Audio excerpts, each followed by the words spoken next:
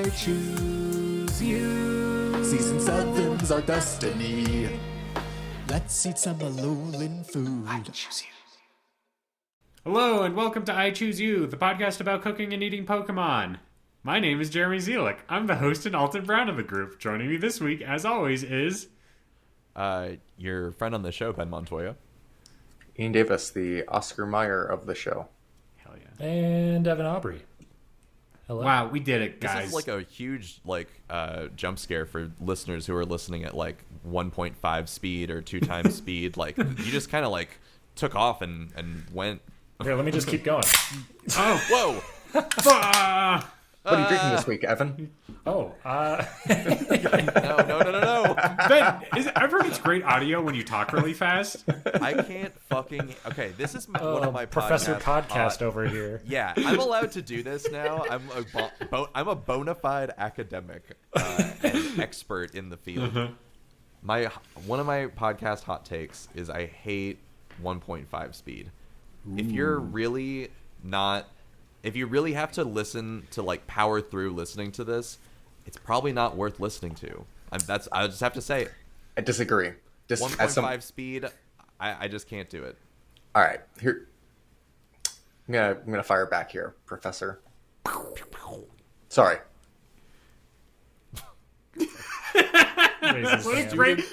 What a great joke for an audio medium. Right, yeah. For the listeners at home, Ian just raised their hand. It's funny because Ben's a professor. Student Ian. Yeah. Here are my 2 issues with what you just said. One, as someone who recently finished a higher ed degree and had to listen to podcasts for my work, ain't got fucking time to listen to it at 1 time speed. I gotta speed through that and jot down the notes and get through the assignment. Okay, that's fair. That's a fair critique. 2, when people talk like this on their show, I want to die. Oh, is that how is that how a serial happened? There are certain podcasts or YouTube people I watch, and it's if I don't watch it on 1.5 speed, they're not a human being. You know what I mean? You watch it at 1.5 and you're like, oh, this is how someone would actually talk in a conversation. So right. Then for me, I'm okay, I don't like this show. There's not enough investment in me needing to listen to this unless the content can find be good. That. Well, I just don't. I can't not what hear happens? 1.5 speed and hear how unnatural it sounds. I'm always page... striving to get that organic fucking good shit. Okay, so it just kind of messes with my head. All right, Pod to ear. Sorry, Ben, but not all of us get to enjoy the farm to table audio. When you're on page 5 of YouTube and you're looking for the specs on how they wind a certain fucking bass pickup and you want to compare that to some other niche bullshit, I ain't getting the fresh organic stuff. This is GMO processed bullshit, and this guy's the only fucker who spent the time to do that, so I don't have any other options. I want to take a look at Ben's syllabus and see halfway down there is just organic good fucking shit. Yeah. Ben, can you send us the syllabus or the syllabens? If anyone really is interested, I'm more than welcome to share the weekly listenings in the Discord and hand out some fucking education. What if one of us shows up in your class? Yeah, I was gonna ask, can we sign up for your class as a one-off? I'm not gonna give you the fucking Zoom link, okay? No, I'm saying I'll pay for I'm gonna it. link we'll the pay for listening. it. Yeah, I'll give you $20,000 tuition for. I'm thinking more. I'm gonna teach 2 classes, and one is definitely what I'm actually getting paid for. The other one, I'll just host some seminars in Discord and be like, what do you think about schooling people? Yeah. What does this make you think about voice? Listeners, where's the anecdote and reflection in this Ira Glass piece?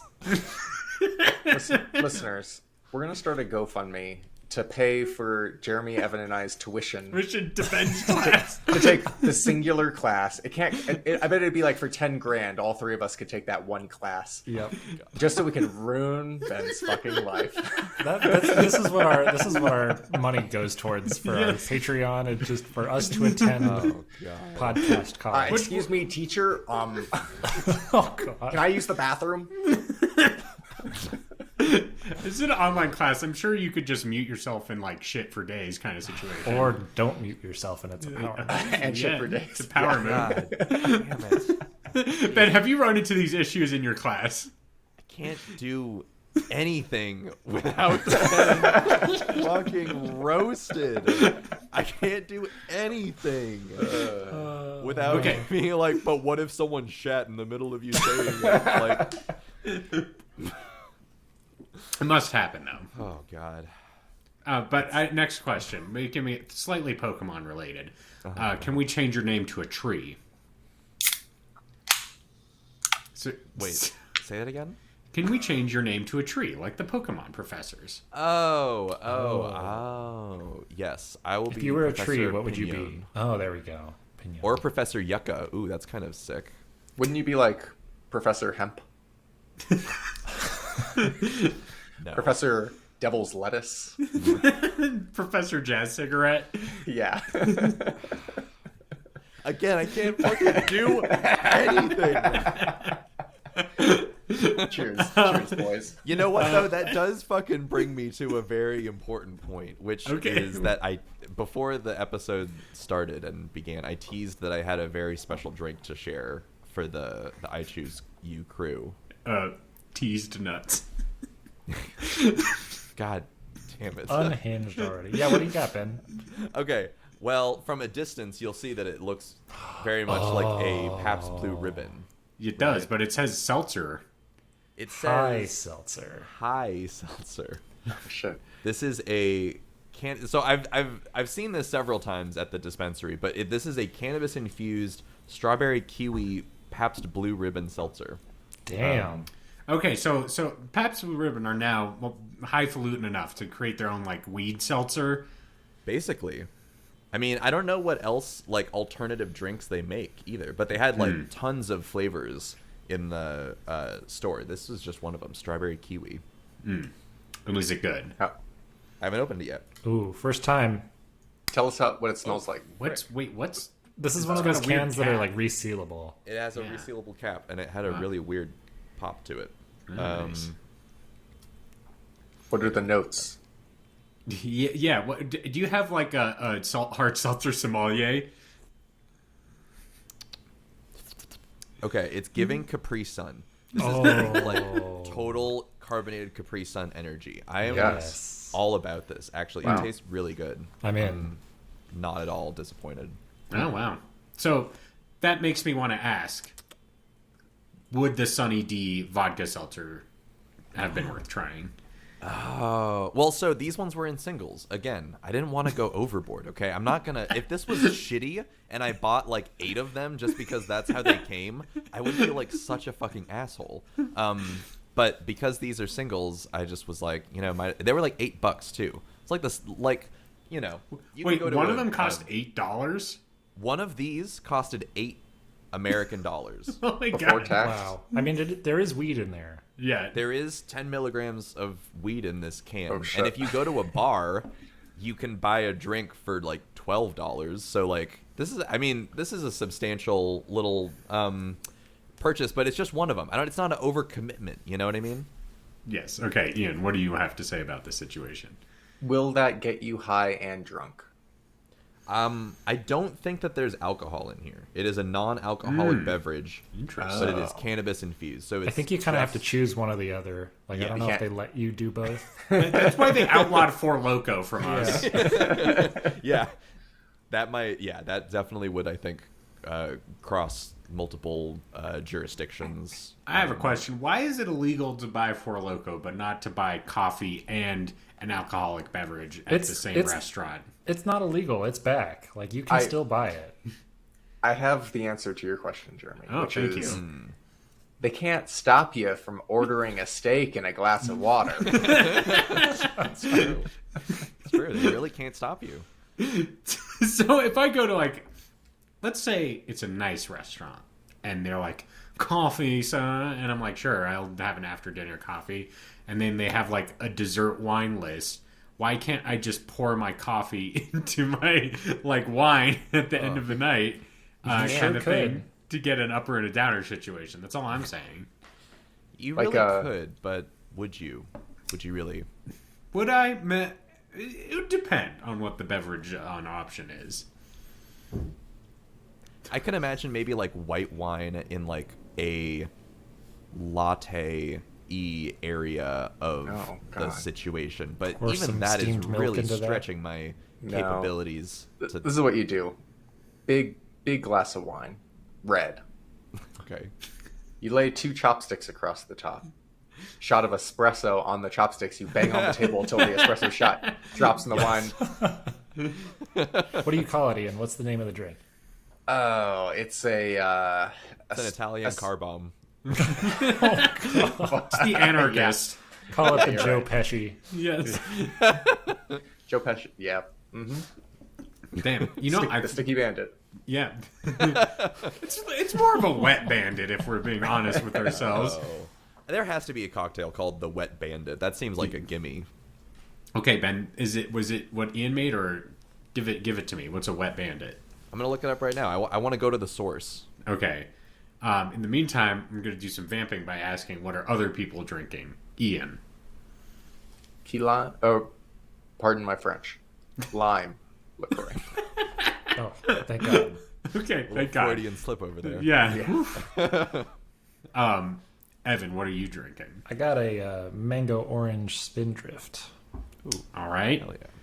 I'm drinking a watermelon bubbly. Ooh. First time I've had this flavor. Pretty good. Bubbly's In a pretty green good. can. Yeah. I've got to say, for the, like, I still think LaCroix is generally the drink I drift towards in the seltzer market, but I'd say bubbly is a strong second.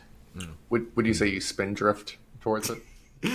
Now, Spindrift is a would. little more than a seltzer. It does have juice in it. So 7%, in fact. Yes, in the carbonated juice category of beverages that I can purchase, it's definitely I would drift towards the Spindrift as an option. Have you guys had the San Pellegrino bubbly waters? Like the flavored ones? Yeah, flavored. I love those. The ones that come with the aluminum foil over the cap? Yeah. Yeah. I'm Oh, all how to for get it. that gold shit off. They're Yeah. good. But I was at Zoltan's house and he offered me one. And I was like, no thanks. And he was like, you have to have one. Like, I was being rude. You can't say no. But here's the thing. I thought, like, no problem down the hatch. I take a big gulp of it and I'm like, wow, this is really sweet. I can't believe there's no sugar in this. There's a lot of sugar in that. And I had my fucking, like, Invisalign in my mouth. I was like, God damn it. I have to go Yeah, it's a brush my soda. teeth. It's not a sparkling water. Yeah. Damn. Wow, that's how they get you. Yeah. So, So what's a wet bandit? Anything?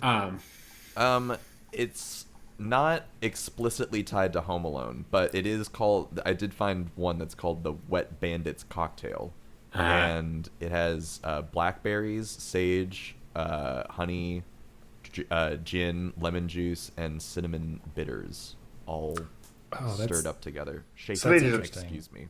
They just named it the wet band. Like, there's nothing bandit about that.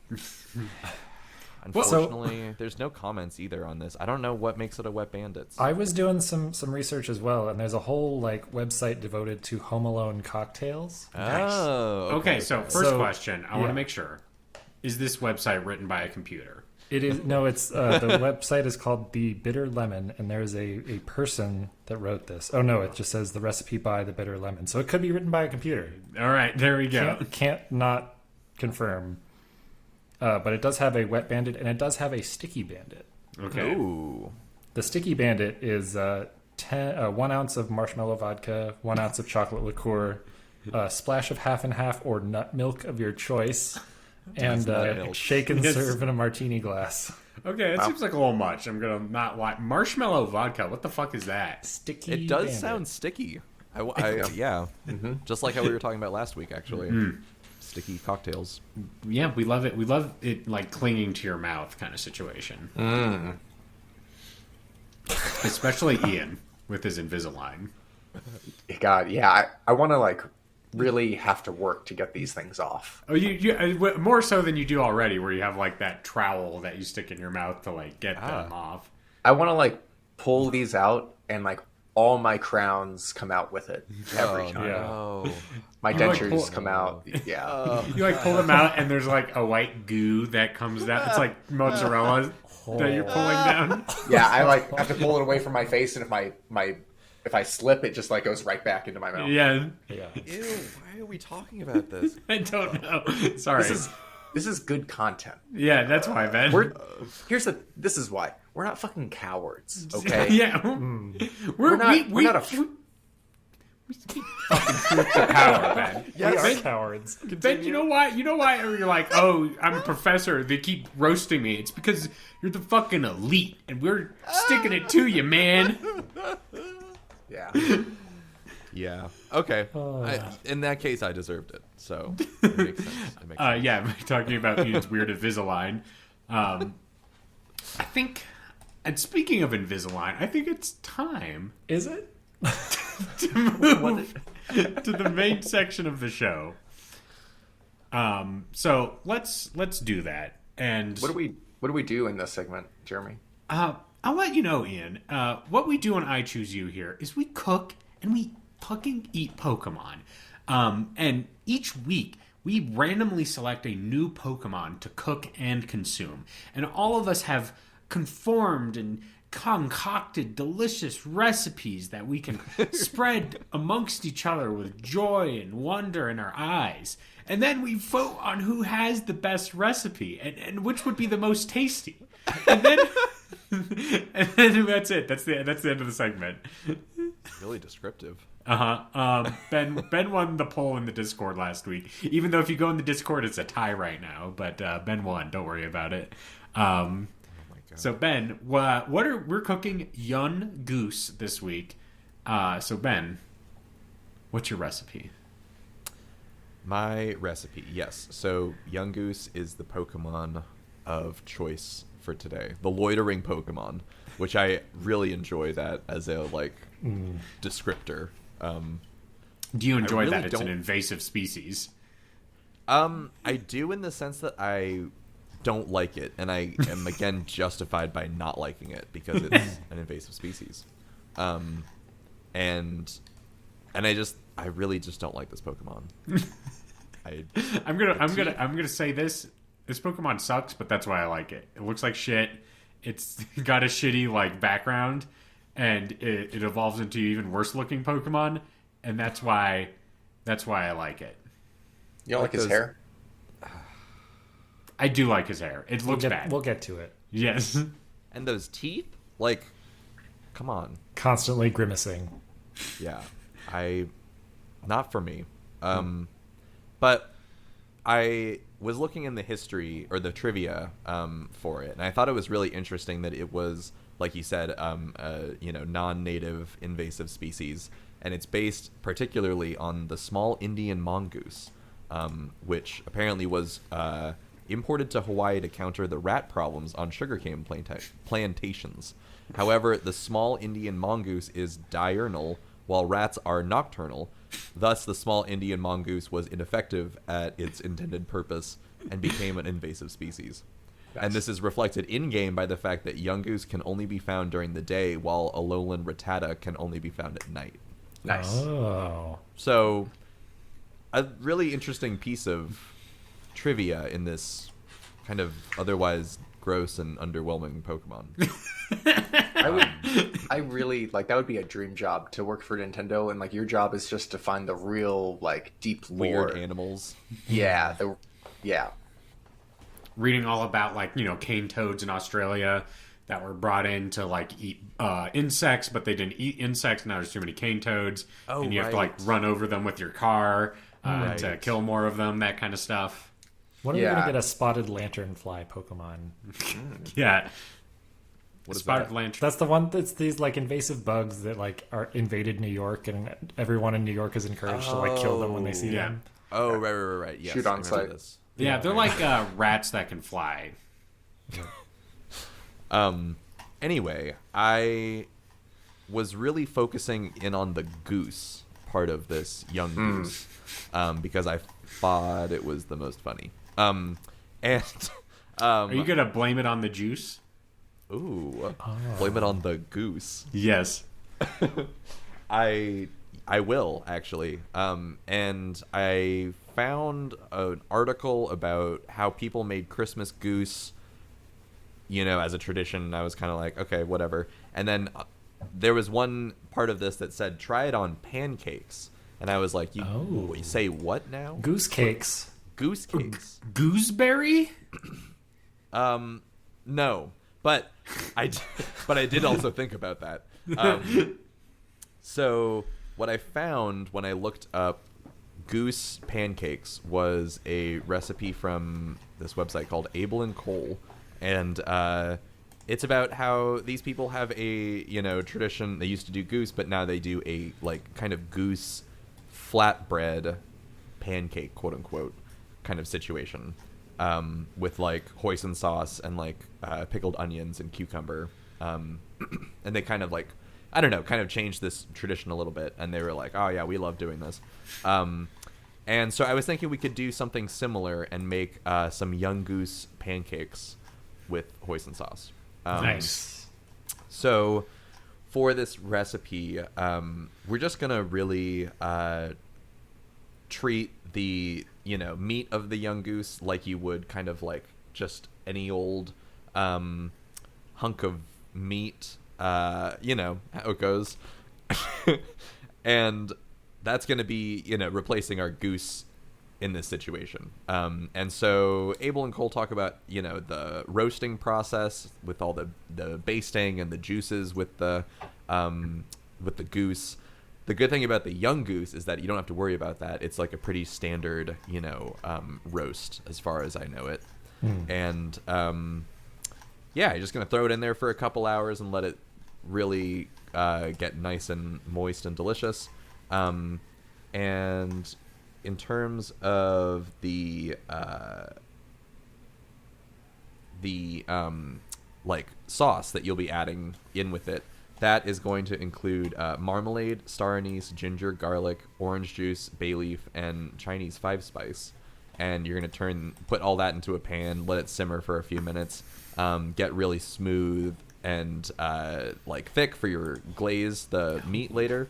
And then you're going to make a little batch of pancakes with some water and flour, get that dough going, oil it up with some sesame oil, and you're just going to fry those up a little bit and set them aside. Then you're going to have kind of everything in little bowls. Your Yungoos meat with the sauce, the extra little veggies like some cucumber and some onion, and then your pancakes that you can use to just kind of scoop up and make little bite-sized kind of taco style. Nice. So this is kind of like a Peking duck situation, but with a goose, if I'm understanding it correctly. Okay. Exactly. A young goose. Yes. Can we make it like a pig in a blanket situation where you cook it, you roll it up in the pancake, and you eat it like a cigar? Ooh, I would probably if that would probably be my strategy if I was presented with this. I would probably because you want to humiliate your food because you hate it so much. Is pigs in a blanket a humiliating food? Oh yeah. Oh yeah. Explain. Absolutely devastating. Imagine I break into your house. Okay. I knock you to the floor, but then you're like, wait a minute, the floor isn't hard. What is the soft stuff under me? I start rolling you up in a big fucking pillowy biscuit. You'd be fucking you couldn't look Tori in the eye ever again. You're like, who's the piggy now? Yeah. Why are we jigsawing in my house in a manner that a giant pile of dough is already on the floor when you break into my house? I really didn't have pigs in a blanket on the brain going into this, but I'm really glad you brought it up, and this is a topic I hadn't considered before. Man, I bet if we went into the BDSM forums, the number one kinky food, pigs in a blanket. I don't know about that. So I think you're thinking of in the fact that of being cooked into such a situation and not of consuming it. What would not be a hogtied be the kinkiest of foods? Ooh. It does have hog in the title. Well, it's interesting, Jeremy, because let's take this away from humans for a second, go back to swine. You did say that pig in a blanket is really humiliating, but hog tying a pig is a way you tie a hog. So in that, what's more shameful and humiliating? Option A, being turned into a little tiny sausage wrapped in dough. B, you are like on a big silver platter with an apple in your mouth. Or C, not being included in the next Smash Bros. Game. So when I was asking that question originally, I meant, is it humiliating for me to be eating this, not for me to be the pig being rolled up in the blanket? I thought we were humiliating the pig. Yeah. Well, so when I said that it's humiliating, I was like, because Ben hates this Pokemon so much, he's like dominating the Yungoos in the pigs in the blanket form. It really was not on my radar at all. I just saw a goose. I just heard goose, and then goose started, just filtering through. Yeah, exactly. It died. I didn't think about humiliating or being humiliated by eating this at all. I mean, I guess the pigs in the blanket discourse and humiliation does bring me to this question, which is, I think it is kind of sometimes a weird ask. You know what I mean? Like, it is, you're putting yourself out there when you're like, what about pigs in a blanket? You know what I mean? Like, I will say this, I've not eaten it since I've hit double-digit age. Really? Wow. Whoa! I was at some event where they had people serving it on platters. Oh, walking fancy around. platters. Yeah. Maybe I have eaten it at some sort of potluck, but it's not been. I've not cooked it, or a family member's not cooked it for me. It's usually not the food that you ask for. It's like food that people assume other people will eat. You go to a social function, you're like, well, everyone loves pigs in a blanket, but no one's gonna ask for it. It's not the food you deserve. It's food you need. And it reminds me because for one time Asia's birthday, she did ask her mom for pigs in a blanket, and I was just like, "You are so brave! Really? Let's go." Pigs in a Were blanket. they like nice sausages and homemade dough? Okay. Oh yeah, Not they like were Little delicious. Smokies. Yeah. They were Sometimes- definitely custom. When I want to better understand and empathize with Evan, I'll eat pigs in a blanket, and I'll by the handful, and I think this must be what it's like when he goes to a cookout and eats a hot dog. He's just so tall. What's it like to? Why is all this food so small? Yeah, Why doesn't anyone make big food? yeah. Where?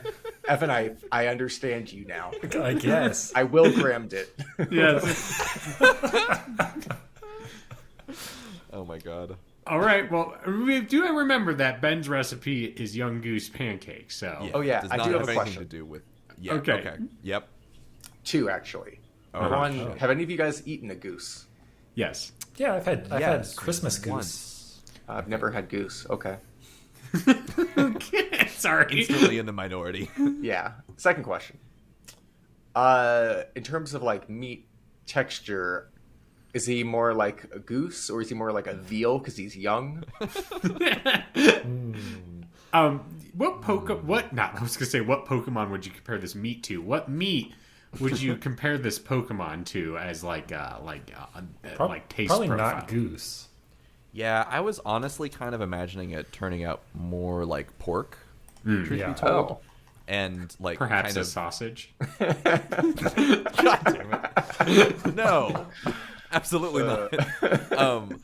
Instead of a ground situation like you might for a sausage, I'm thinking just whole Chops. whole goose roast goes in the roaster. You know what I mean? Like skinned, obviously. I'm not trying to Deboned. We're all adults here, right? But yeah, just full animal roast and then take the meat off. Kind of like carne adobada style, maybe. There you go. Yeah. Evan, this doesn't have to be merch for the show, but could you design for me a fun water bottle sticker that's a pig in a blanket and it just says humiliated underneath it? Humiliated. It's got the GTA font that Yes. Yes. Yes. Well, I'm gonna actually take the reins next because I've kind of a starter situation. All We right. all know that Yungoos is a striver, looks for food all day, wants to eat, has that grind set. It's up early, and Rise and grind. It needs to fucking keep going. It did If say it that on the stops, Bulbapedia page. it will just like conk out. So it needs the energy, and that's why this week I'm producing an energy, and it has a name, energy drink, and it has a name, and it's Yungoos Gun Juice. Get at that grind, and so Gun juice. yes. Wow. Well, It's bulletproof coffee. Here's some gun juice. Pop, pop, pop, pop. Yeah. Well, I mean, it's just, it makes you so strong and gives you that goose energy. You know what I'm saying? Just gives you that feeling you want to blast one off a few. You know? Yeah, you're like, Pop, pop. Gun yeah, juice. you fucking Danny DeVito, and then it started blasting kind of situation. Exactly. So what we're gonna do is we're gonna get a young goose, and it's gonna die, and then we're gonna spray it with water, and then we're gonna let its musk set into the water, and then we're gonna drip it out and squeeze it out into a bucket, right? And then we're gonna let that ferment for a little while. And you might say that's disgusting, right? Gross, but that is how you get certain elements for energy drinks going for certain organs, perhaps like a taurine kind of situation. Whoa! What the fuck? Yes, but what we're gonna use that as the extra kick in the nards for this recipe here. And then there's a variety of kind of like energy drink styles that you can go for, like Gatorade or something of that vintage. But I wanted to do something a little tropical. So what I've got for you is it's just called homemade energy drinks on this website. That could only be good for you. Yes, but what we're gonna do is we're gonna get some coconut water. We're gonna juice some lemons, limes, oranges, ginger, a little bit of agave syrup, a touch of mint, and some water and our young goose extract. You basically mix that all together, let it sit in the fridge to stabilize for about an hour or two, cool off, and then, speaking of pigs in a blanket, kids got soccer practice. And they're coming back home, and you're like, got to keep them hydrated. And they're like, Dad, I need something. And then I toss them Young Goose Gun Juice, bam, energy drink. And they're fucking going again, ready to kick like the other town's soccer team in the ass. The Wildcats, they'll never stand a chance with my hot recipe this week. Yes, Ian. When you toss them the energy drink, does it say Jeremy's secret stuff on it? Yeah, it has a picture of me going like this, and it's I did a wacky smile there, and it's the closest I can get to steroids without actually cheating for my children's soccer team. I was going to say, you're giving this to children. Yes, Right. maybe they're teenagers. Let's say they're 14. Slightly better? Yeah. It kind of seems like the type of product that a Dickensian capitalist would use to fuel their child empire for stealing and whatnot. Yeah. But it's like a little kick up from a Gatorade is what I think. It is like Gatorade but an energy drink kind of situation. So Two more questions. Oh, it's okay. I need to know. Beavers, you know how we get vanilla flavoring from beaver assholes? Mm-hmm. Is that kind of what we're going does it taste like vanilla? Is it something like that? I would say the Young Goose flavoring, it might be a little present, but it's going to be a little lighter than that. It's not going to taste like a vanilla mix kind of situation. Mm-hmm. I'm imagining it's not super pungent. Again, similar to a taurine situation where you can't really taste it. Might kind of have a little bit of that chemically aftertaste that you get from energy drinks, but it's not a flavor in and of itself. Gotcha. My other question, do you guys remember, I don't know if you were keen on this or if this was a me and Nick thing in high school. There's a YouTube video, a number of them, about a certain energy drink that's fake. It's called something thirst. What? And it's A fake energy drink. fake energy drink YouTube video and like kind of like monster truck announcer, kind of like this new energy drink, like I think I do kind of remember this video. featuring flavors like gun. Okay. Like Oh, things. yes. You know what I'm talking about? Yes, Gun now I do. juice. There you go. Well, I was like, oh, is this the vibe? But I can't remember the name of it. I would say our vibe is a little close to that, but less. Gun is mostly muscles in this situation, but we want to market to a broad audience. So we kind of have like different varietals for each person in each like quadrant kind of situation. Gotcha. Would you serve this with a koozie that is 2 really buff arms? Oh, 100%. Like Hulk smash hands. Yeah. Hell yeah. Nice. So that's my recipe. Nice. Ian, Yes. what's your recipe? Oh, I thought you were gonna ask me something else. Glad you asked though, because do I have a concept for you guys? All right. What a concept. Looking at the Yungoos anatomy, it's mostly stomach. It is true. Sure. Okay. Like there must be miles of stomach in there. I don't know about miles. Miles I of mean, it. it seems like a small. It's mostly stomach. Yeah. Okay. Okay. Agreed. So what do you do with stomach if not use the casing to make a hot dog? Pigs in a blanket. Oh shit. Ben, you Ian- wanted to shame the shit out of it? Yeah. Well, you did say you're the Oscar Mayer Wiener Man or whatever. Yeah, and if Oscar Mayer is known for anything, it's humiliating. Humiliating animals. Humiliation fetish. Yeah. So, but here's the thing: I want to take a Hawaiian spin Okay. on this guy. So, Okay. this is what we're doing. You take like the 30 feet of stomach. 30-foot Get the- hot dog? Exactly. Get the casing. But we're going Hawaiian here. So, Okay. the casing is Yungoos. Okay. The meat, I'm thinking Spam. Okay. Spam hot dogs are a thing, right? Yes, Right. yeah. You get 30 feet, 30, not cubic feet, but maybe cubic inches of Spam. You stick it in there, you tie it off, it looks really good and crisp. You know it's going to have a good snap when you bite into it. So you cooked it already. The Spam, yes. Okay. Yeah, this is one of those things where you put it on the really long grill just to like get the marks on it. Your 30-foot grill. Yeah, if you will. And for the hot dog itself, right? You get your bun that's 30 feet long, Sure. and then you're gonna get a lot of pineapple, and maybe some like red onions and jalapenos and cilantro for garnish. But we're gonna make a teriyaki mayo to put on this hot dog. So you need mayonnaise, teriyaki sauce, lime juice, sea salt. Mix that together. Get like a nice you're like running down the length of this hot dog, kind of going back and forth with the sauce to get Right. that design on it. Yeah.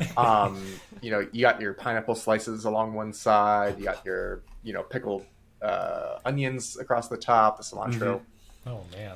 But why don't you And- have like 20 people below you and you're like riding on like a little helipad above them and you're like, put the pickles down, and they're like, yes, chef, and they chef. start putting the do it all. pickles down. Yeah, you get into that. Okay. Big hot dog. You're gonna Uh-huh. need.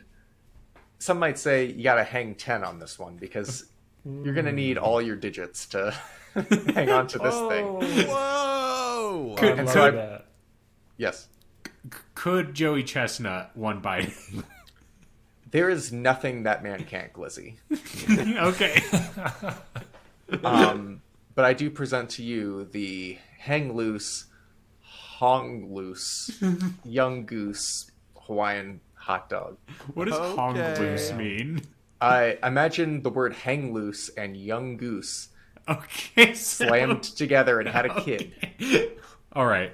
All right. So Yeah. young goose, hong loose, hang loose. Hot dog. Hung loose. Hung loose. It's hung loose. Hong loose Well- is not involved anymore? You Here's- said that the first time. Here's I was also thinking hung loose because it's 30 feet long. Oh, I'm saying It's swinging. This goose is hung.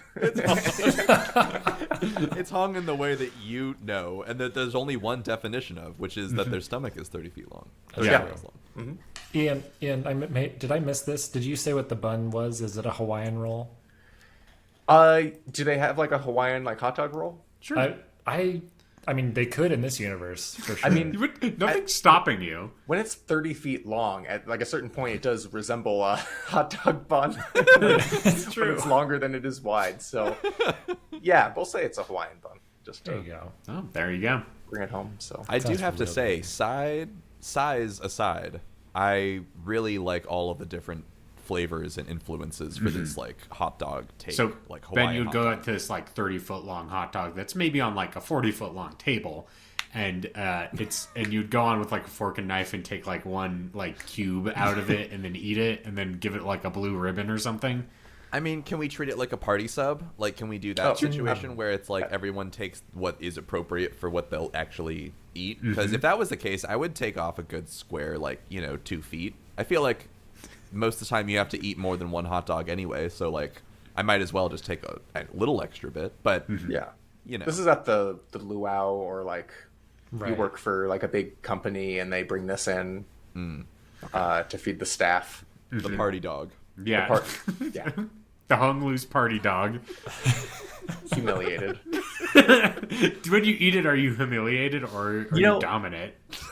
I'm gonna say it's dominant because if the pig in the blanket is like the opposite of this, right? In all I don't think so. ways. Well, pig in a blanket is just kind of like the inverse, where it's like tiny ones. This one's like it's honking. Oh yeah. All right, Evan, what's your recipe this week? So I'm honestly very surprised that this hasn't come up yet. Okay.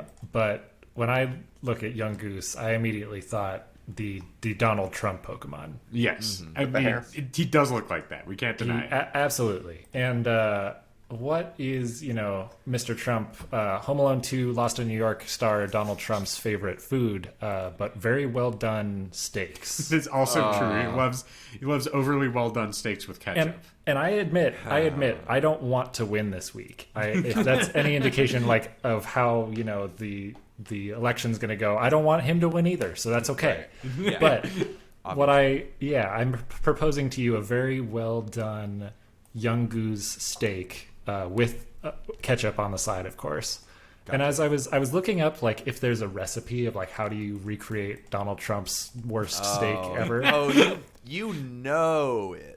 So that was the thing, though. I couldn't entirely, like, there were probably some, but I landed on eater.com and they had someone went off on the very well done steak thing. There's like a very long article that goes into this.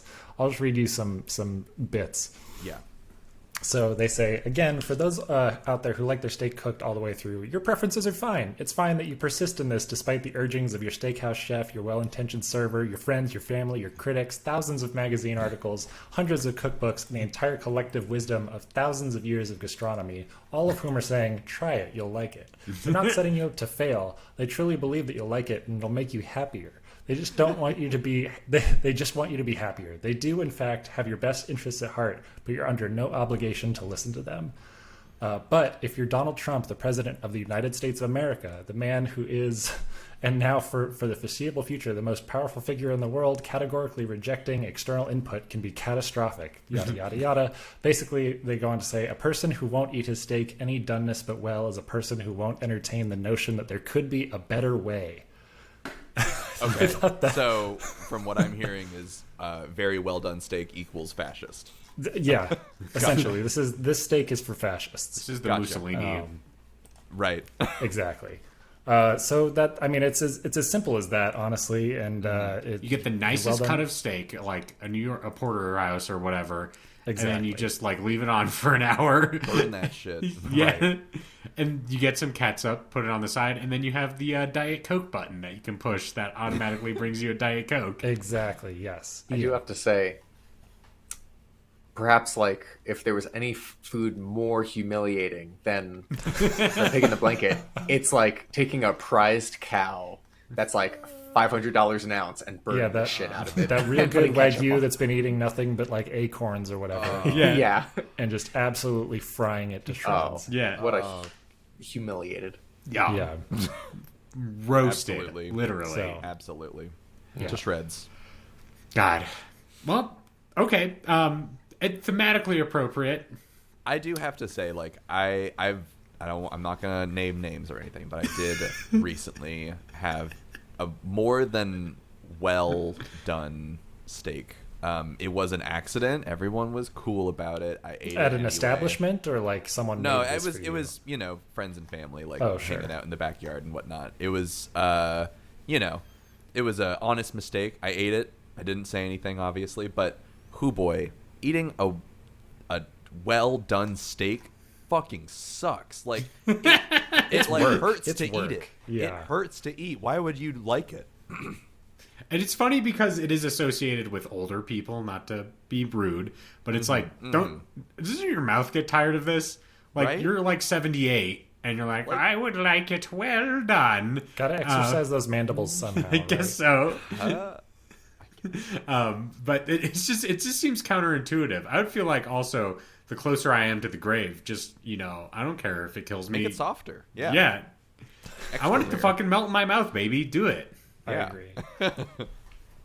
So Oh. there you have it. All right, let's recap our recipes. From Ben, we have Yungoos pancakes. From me, we have Yungoos Gun Juice energy drink. From Ian Davis, we have Yungoos Hung Loose hot dog. From Evan, we have Yungoos Donald Trump burnt steak. And so I want everyone to vote for the winner, Mon, this week. And I think I know who's going to win. Am I right, Ben? Oh, Jeremy. Am I wrong? It's a freaking blowout. Ian Davis Yeah. has won this week's episode My with man. a unanimous vote. Wow. And Jeremy got Ian's vote. Nice. Thank you, everybody. Well, we did a great job this week, and I'm glad we did so.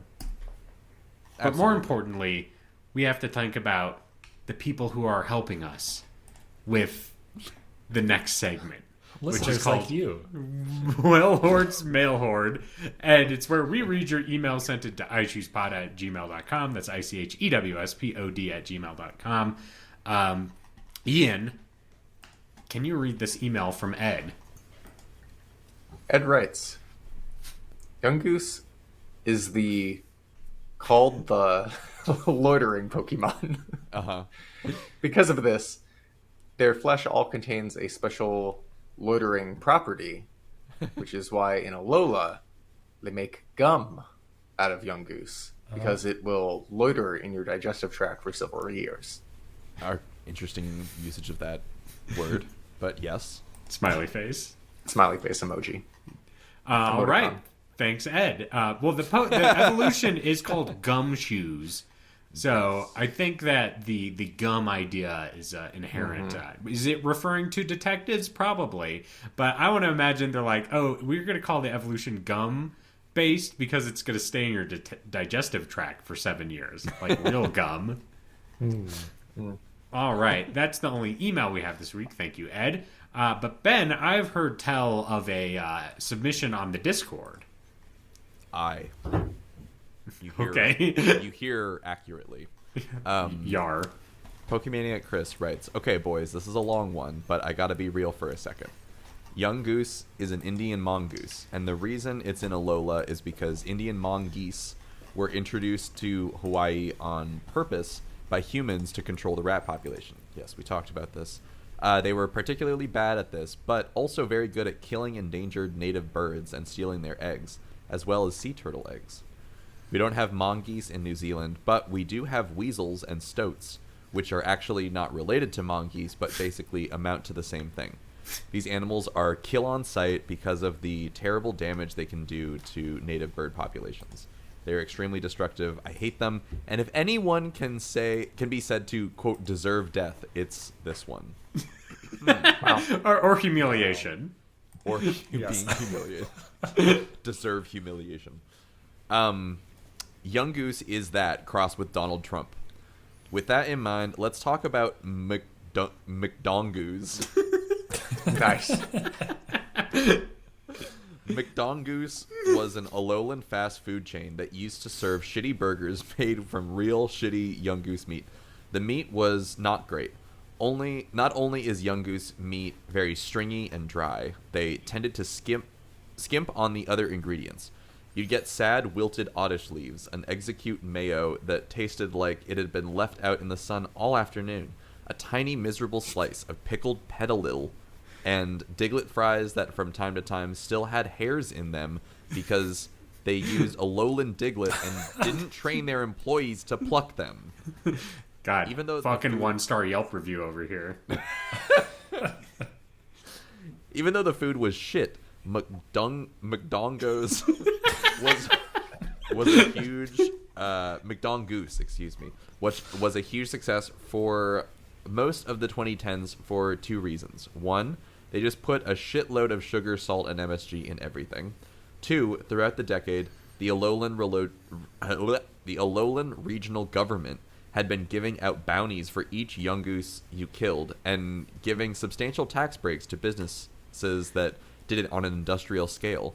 That meant that McDongoos' signature ingredient was basically free, so they could cut prices way lower than competing chains and still turn a profit.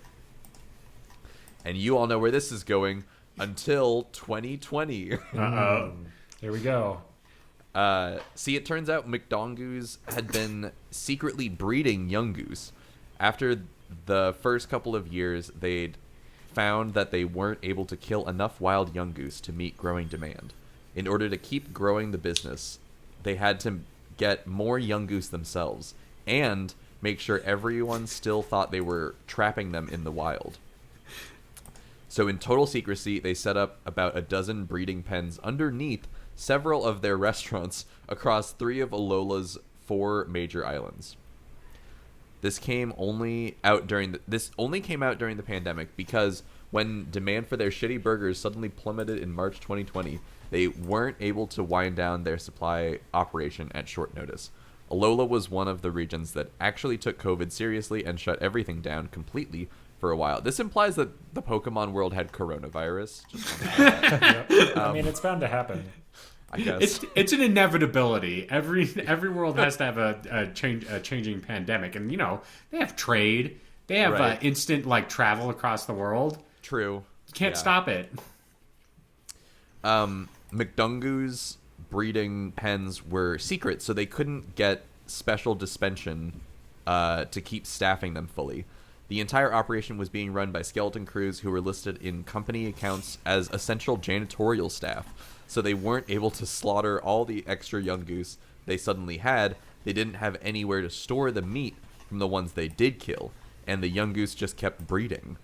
By the end of April, the pens were holding twice as many Pokemon as they were built for, and McDongoos still hadn't completely acknowledged that there was a problem, but privately they were getting desperate. So what'd they do? They just fucking let them all go. This is almost over. Over 30,000 of these horrible little fuckers just spilled out into the streets of Hau'olo City, Hiahia City, and Mali City? Sure. In McDongoos' public statement a few days later, they claimed that releasing all the Yungoos was a snap decision made by a few stressed and overworked members of the janitorial staff without corporate approval.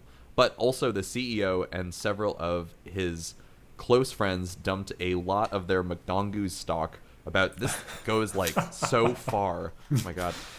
About 3 days before the incident. So, believe what you will. In the following weeks, the eggs and juveniles of several vulnerable native Alolan species, including Oricorio, Rowlet, Pikapek, Salandit, Jangmo-o, Turtonator, and Drampa, suffered massive casualties. McDongoos was sued into oblivion by the Alolan regional government, which also immediately ended the subsidies that had allowed the business to exist in the first place. And that's why these days anyone who wants to eat a Yungoos just traps the damn thing themselves, spit roasts it over an open fire, and washes it down with a cold can of tangerine LaCroix. That's incredible. Wow. Whoa. When you kept saying McDongoos, I just kept thinking it's owned by Scrooge McDongo. It's McDongoos is funny. I'll say that for That's sure. pretty good. Thanks for writing in, Chris. We always appreciate your recipes. Now let's move on to the next section where we pick next week's Pokemon in a segment I like to call Pick-A-Mon. And Evan, can you give me a number between 722 and 809? How about 768? So close. 768 is Golisopod. Oh. Is that a grass type? No, it's It's like a it's a bug. water type. It's a giant bug water type. bug. It's like a big crab or Right, isopod. I'm into it. Let's do it. Yeah. It's send in your Golisopod recipes to ICHEWSYOU@gmail.com, and we will talk about how delicious it is to eat bugs again. One of the favorite topics of the show. In the meantime, let's promote our work on the internet. So, Ben, where can we find you on the internet? You can find me on the old twitter.com at Ben C. Montoya, or on the old tumblr.com at thefearandnow.tumblr.com. And you should click the Hawaiian Way Fund link in this week's episode. And you should also listen to Hang Up, which is a podcast that I produced. And the season is almost over, so it's perfect for binging. All right. Ian, what do you have to shout out? Shout out to myself at Musician Davis on Instagram.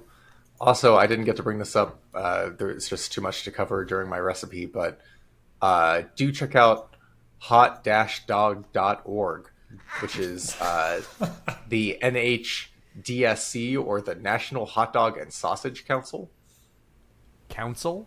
Yes, it's a whole organization dedicated to hot dogs and sausages. You can find there's a contest for hot dog ambassadors. You can get pairings for sausage and mustard. Beer and sausage guide. They have all these infographics about. What is an infographic I need about eating a sausage? It's probably shaped like a sausage and it like winds around. And This one is titled "Americans Resolve Fiercest Hot Dog Disputes." 50% of people. 50% of people, a hot dog is not a sandwich. 86% of people, there is no wrong time to eat a hot dog. They're really interesting really hills important to die on. questions. Yeah. Oh, so And hot 87%, controversies. so 87% of Americans say you can eat a hot dog at any point. Mm-hmm. Is that what you're getting at? Yeah, and Okay, if you say so. 90% of people say a hot dog should be eaten by hand. I can agree with that. Glad we cleared that up. It seems like a hot dog, if it's in a bun and it has condiments and, dressing on it, would be kind of harder to eat with like a fork, Right. if that makes sense. I mean, I do know people that would rather eat their hot dog with like sauces and whatnot on the side that they like dip with a fork. So I can see that, but it's a very small percentage of people, and I don't even know if many people would consider that the true hot dog experience. It's just like a sausage at that point, I would hope, again, this is what I want as a hot dog experience. I'm at a fucking baseball game, and the glizzy guy is going down the stairs, and I'm like, glizz me up, boys. And he's Get like, the hot sure thing, dogs, boss. Yeah, and he like just tosses a hot dog straight down my throat from across the field. Yes. And it just goes down in one gulp. And that's like my seventh inning stretch. That's all I want. Well, Jeremy, if you were to watch under the culture section of the website, the video on hot dog etiquette, you would see that is in fact the wrong way to consume a hot dog. Oh, why'd he fucking die? These leets clucking at Jeremy Zelick about the fucking proper way to eat a hot dog. The council has spoken. Pinky up. Yes. Evan, do you have any plugs?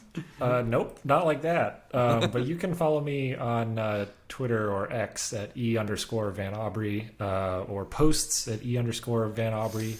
And yeah. All right. You can follow me on Twitter at VelocityPrime1, on Tumblr at VelocityPrime1, and check out my writing at the-avocado.org.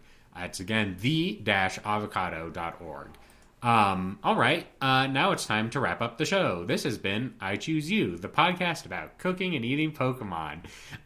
If you like our show, check us out on your favorite podcasting apps, including Apple Podcasts, Google, Spotify, Not Stitcher. not Stitcher. I almost said it, and I was like, that doesn't exist anymore. Or your podcast catcher of choice. If you like our show, give us a 5-star review on Apple Podcasts and Spotify to help us go up the ranks. If you want more I Choose You goodness, check out our social media pages on Twitter, Facebook, Instagram, YouTube, Tumblr, TikTok, and Threads. I think that's all of them. And hang out there and, be cool. If you want to be a part of the I Choose You community, I suggest joining our Discord. Links are available in the episode description. You can send in recipes. You can talk with fellow Choosies. You can join community events like we had a few weeks ago, which are fun and great. Very good. Check them out. Lastly but not leastly, head over to the official I Choose You website. ICHEWSYOU.menu has a full episode archive and merch store, all designed by one Evan Aubrey. There's some cool stickers and pins there. Check it out at ICHEWSYOU.menu. I think that wraps it up for the show today. So I've been your host and Dalton Brown of the group, Jeremy Zielik. I've been your friend on this show, Ben Montoya. I've been your Oscar Mayer wiener, Ian Davis. And Evan Aubrey. And to all the listeners out there in Radioland, in a while, Totodile.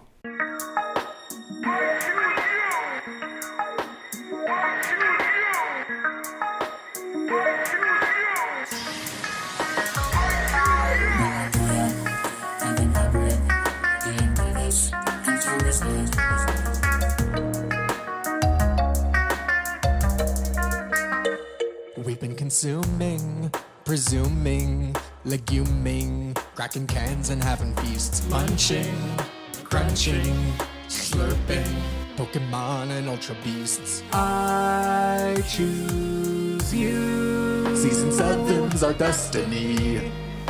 Let's eat some Alolan food. I choose you.